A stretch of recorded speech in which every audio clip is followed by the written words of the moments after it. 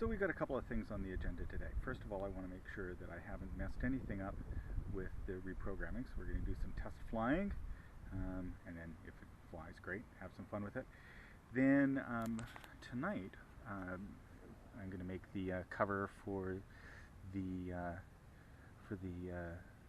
CPU, as well as mount an LCD display and GPS unit, as well as a distance sensor ultrasonic rangefinder onto the bottom, and see if we can't get this thing to land by itself.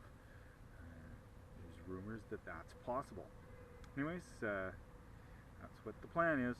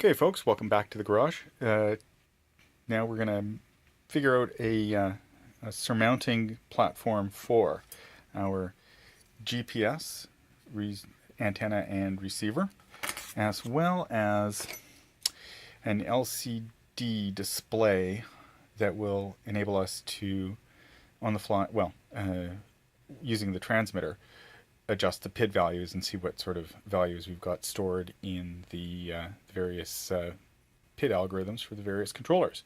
So yeah, that's our plan for tonight. So we do not have a surmounting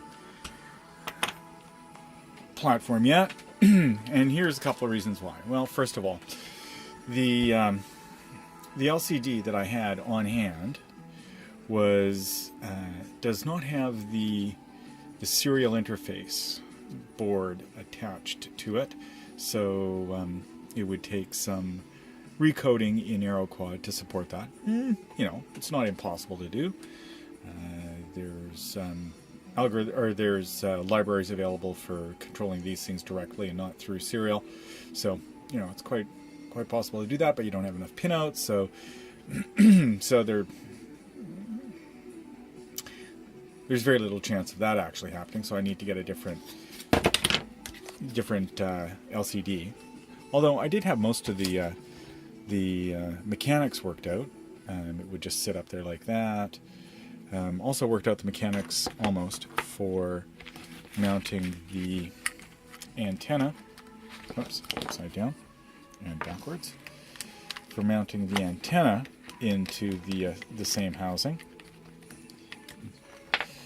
So that would sit something like that, and you get the idea. And then there would be standoffs on the corners, bolted into the frame. I might still mount this onto the frame with the standoffs, just because it will protect the board from eventual crashes. I'll take this LCD off and leave it like that. But this stuff is brittle. I cracked one by being a bit aggressive with tapping, doofus. And the other thing, I managed to pick up a rangefinder at the local crack dealer. But this is the one step down in sensitivity. So there's going to have to be some adjustments made to the software in order to accommodate for the different range finding capabilities of this one. This is the what are we saying here? It is the 1010 instead of the 10-0, and the difference between the two is the distance that it's sensing at. Minimum and maximum. Minimum 0, but maximum, I think the other one goes to 10 feet and this one goes to 8 or 9 feet.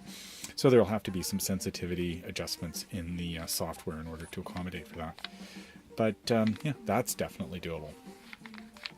Or I could just order another one of these little babies that are the correct sensitivity. Hard to say what I'll do. Probably make changes to the code. Anyways, so epic fail this evening. Although I did get to fly the plane or the copter, but got different propellers on. Guess what happened? Yes, drone eating tree. Yeah, so that should provide it a bit more protection. And I'll take that for a spin tomorrow.